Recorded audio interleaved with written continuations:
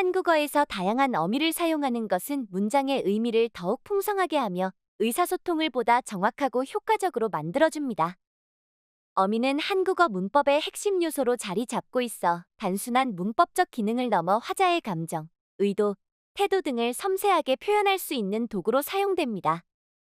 또한 어미는 문맥과 상황에 따라 다채로운 의미를 전달할 수 있게 하여 대화를 더욱 자연스럽고 깊이 있게 만들어주는 중요한 역할을 합니다.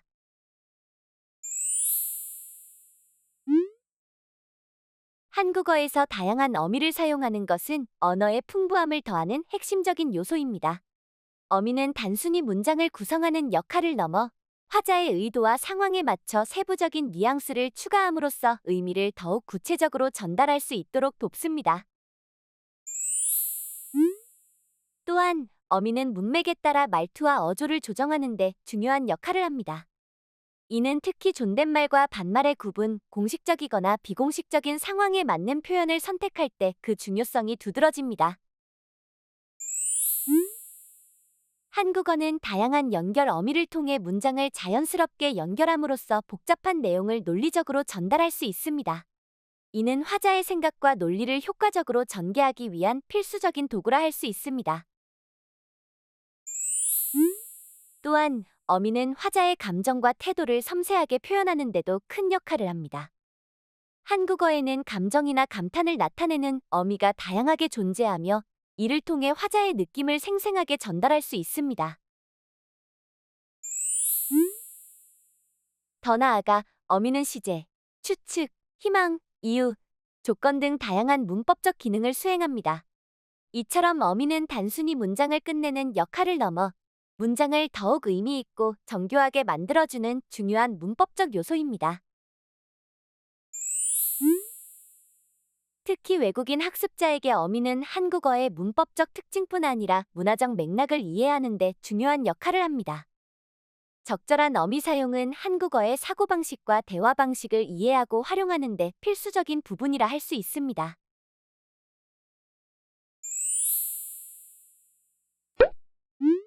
문장을 끝내는 역할을 하는 종결 어미는 문장의 종류를 결정짓는 중요한 요소입니다. 종결 어미는 평서문, 의문문, 명령문, 청유문 등 다양한 문장의 형태를 구분하며 이를 통해 문장의 목적과 화자의 의도를 명확히 전달할 수 있습니다. 우선 평서문에서 종결 어미는 사실을 전달하거나 상태를 설명하는 데 사용됩니다. 격식체에서는 습니다와 같은 어미를 사용하여 문장을 마무리하며 저는 오늘 친구를 만났습니다처럼 공손함을 나타낼 수 있습니다. 한편 일상적인 존댓말에서는 요를 사용하여 오늘은 날씨가 좋아요와 같이 부드러운 어조를 표현합니다. 의문문에서는 질문의 형태를 결정하는 종결 어미가 사용됩니다. 반말에서는 이나 야를 통해 어디 가니? 처럼 간단하고 직설적인 질문을 던질 수 있으며 존댓말에서는 요,를 활용하여 어디 가세요? 와 같이 공손하게 질문을 표현합니다. 격식체의 경우 습니까? 를 사용해 지금 몇 시입니까? 처럼 더욱 공식적인 상황에서 적합한 표현을 만들 수 있습니다. 명령문에서는 특정 행동을 요청하거나 지시하기 위해 종결 어미가 사용됩니다. 반말에서는 알아 또는 어라를 통해 숙제를 빨리 끝내라와 같은 강한 명령을 전달할 수 있으며 존댓말에서는 세요를 사용하여 조용히 하세요처럼 보다 공손한 지시를 표현할 수 있습니다. 마지막으로 청유문은 함께 행동을 제안할 때 사용되는 문장의 형태입니다. 반말에서는 자를 사용해 우리 같이 가자와 같이 친근하게 요청할 수 있으며 격식체에서는 읍시다를 통해 함께 갑시다처럼 더 정중한 어조로 제안을 전달할 수 있습니다.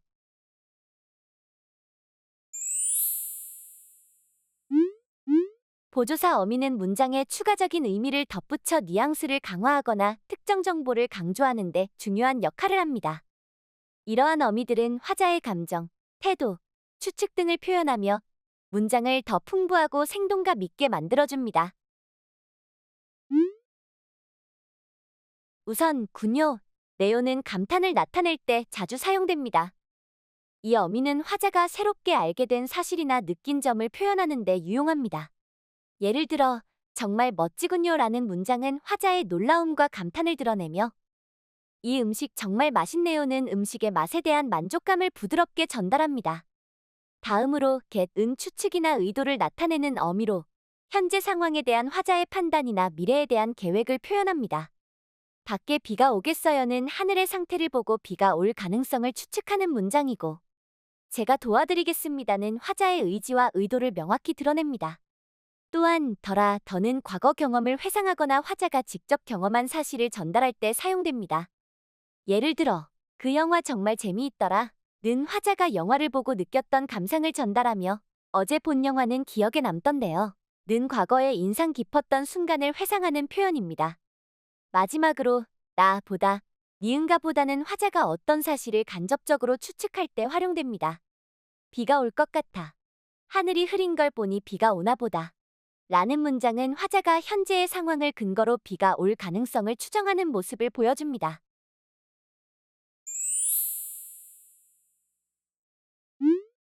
전성어미는 문장의 구조를 변화시켜 문장을 형용사, 명사 또는 부사와 같은 다른 품사로 전환하는 데 중요한 역할을 합니다. 이를 통해 문장은 다양한 문법적 기능을 수행하며 더 풍부하고 유연한 표현을 가능하게 합니다. 먼저 은, 니은과 같은 관형사형 전성 어미는 동사를 형용사처럼 변환하여 명사를 수식할 수 있도록 합니다. 이 어미는 시제를 반영하여 현재 또는 과거의 상태를 명확히 전달합니다. 예를 들어 읽는 책은 현재 읽고 있는 책을 묘사하며 읽은 책은 과거에 읽었던 책을 의미합니다. 다음으로 미음은 동사를 명사로 전환하여 행위나 상태를 추상적으로 표현하는 데 사용됩니다. 예를 들어 걷기는 걷다라는 동작을 명사화하여 워킹의 개념으로 변환하며 알면 알다라는 행위를 knowledge로 변화시킵니다. 이러한 명사형 전성 어미는 주제나 개념을 강조하거나 구체화하는 데 효과적입니다. 마지막으로 개는 동사를 부사로 바꾸어 동작이나 상태를 수식할 수 있도록 합니다. 예를 들어 조용하게 말하세요 라는 문장은 조용히 라는 부사적 표현을 통해 말하는 방식에 대한 구체적인 지시를 전달합니다. 이 부사형 어미는 동작의 성격이나 방법을 더 세밀하게 표현할 수 있도록 돕습니다. 고요는 문장에 부가적인 설명을 더하거나 추가적인 정보를 전달할 때 사용되는 어미입니다. 이 어미는 화자가 앞서 말한 내용을 보충하거나 강조하고 싶을 때 혹은 새로운 사실을 부드럽게 덧붙이고자 할 때 자주 활용됩니다. 고요는 단순히 정보를 추가하는 역할을 넘어 화자의 감정과 태도를 자연스럽게 드러낼 수 있는 기능도 수행합니다. 이 어미는 대화의 맥락에 따라 다양한 뉘앙스를 만들어내며 듣는 사람에게 존중과 배려를 담아 부드럽게 정보를 전달할 수 있는 도구로도 사용됩니다. 특히 고요는 대화를 자연스럽게 이어가는 데 유용하여 대화의 흐름을 매끄럽게 만드는 역할을 합니다. 예를 들어 화자가 자신의 취미에 대해 말하면서 저는 산책하는 걸 좋아해요. 운동도 되고요. 라고 말한다면 이는 단순히 산책이 좋다는 사실을 넘어 산책이 운동이라는 추가적인 이점도 있다고 강조하는 역할을 합니다. 또한 이건 제 생각이에요. 꼭 옳다는 건 아니고요. 라는 표현은 자신의 의견을 전달하면서도 겸손함과 유연한 태도를 보입니다. 마지막으로 그분이 어제 오셨어요. 오래 머물지는 않으셨고요. 라는 문장은 단순한 사실 전달에 더해 상대방의 관심사에 대한 추가적인 정보를 부드럽게 제공하는 예시입니다. 으면 좋겠다는 화자의 희망, 기대 또는 바람을 표현하는 데 사용되는 어미입니다. 이 표현은 부드럽고 간접적인 어조를 통해 원하는 상황이나 상태를 전달하며 대화에서 자주 사용됩니다. 단순한 희망에서부터 간절한 소망 그리고 간접적인 요청까지 다양한 맥락에서 활용될 수 있어 화자의 감정 상태에 따라 미묘한 뉘앙스를 담아낼 수 있습니다. 예를 들어 단순한 희망을 표현할 때는 친구들과 오랜만에 만나면 좋겠어요. 와 같이 사용됩니다. 이는 특별한 요구나 강요 없이 그저 바람을 담아 자연스럽게 자신의 희망을 전달하는 형태입니다. 반면 화자의 간절한 소망을 나타낼 때는 그가 빨리 회복했으면 좋겠어요와 같이 좀 더 진지한 감정을 담아 표현됩니다. 이는 특정 상황에 대한 화자의 강한 바람을 강조합니다. 또한 으면 좋겠다는 간접적인 요청의 형태로도 활용됩니다. 예를 들어, 내일까지 서류를 준비해 주셨으면 좋겠습니다. 라는 문장은 직접적인 요구를 피하면서도 상대방에게 공손하게 자신의 요청을 전달하는 예입니다. 이처럼 간접적인 표현 방식은 상대방에 대한 존중과 예의를 나타내는 데 효과적입니다.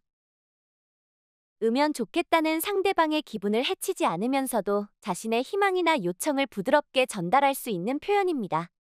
이러한 특징 덕분에 공손한 대화나 공식적인 상황에서도 유용하게 사용되며 한국어 대화에서 배려 깊은 의사소통을 가능하게 하는 중요한 어미로 자리 잡고 있습니다. 도록은 목적, 의도 또는 결과를 나타내는 중요한 어미로 어떤 행동이 특정 목표를 달성하기 위해 이루어진다는 것을 강조할 때 사용됩니다. 이 표현은 단순히 목적이나 결과만을 나타내는 데 그치지 않고 조건이나 정도를 나타내는 데도 활용되며 다양한 맥락에서 유용하게 쓰입니다. 도록은 특히 구체적인 목적이나 결과를 설명할 때 자주 사용됩니다. 예를 들어, 학생들이 집중하도록 조용히 해주세요. 라는 문장은 행동의 목적이 학생들의 집중을 돕는 것임을 명확히 전달합니다. 또한, 다리가 아프도록 하루 종일 걸었어요.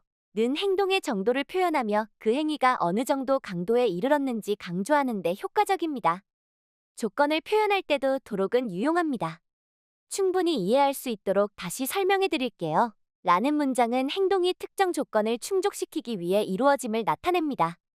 더불어 업무 환경이나 공식적인 상황에서는 도록 하다 형태로 지시나 권유를 공손하게 표현할 수 있습니다. 예를 들어, 내일까지 마무리하도록 하세요. 라는 문장은 명령의 느낌을 주면서도 부드럽고 존중하는 태도를 유지합니다.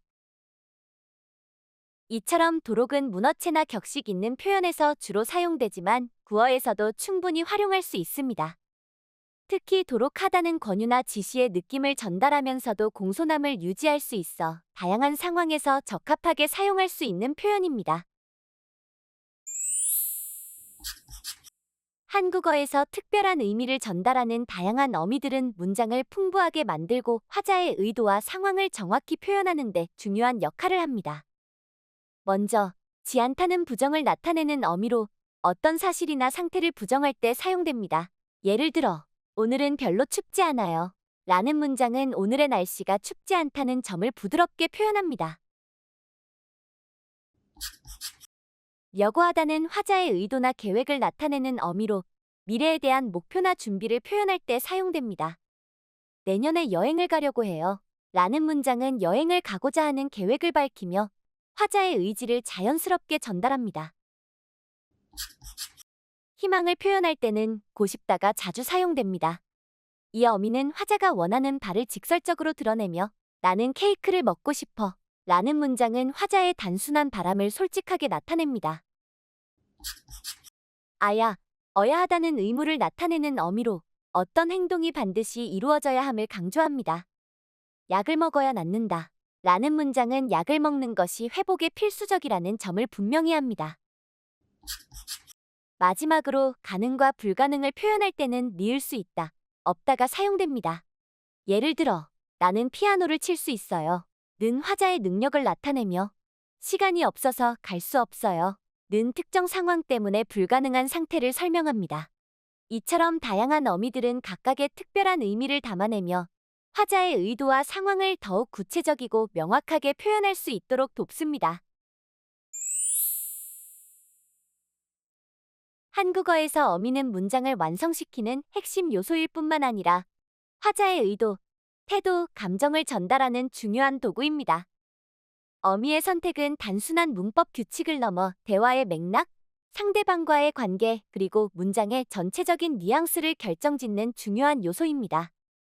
이를 통해 한국어를 사용하는 사람들은 더 풍부하고 정확하게 자신의 의사를 표현할 수 있습니다.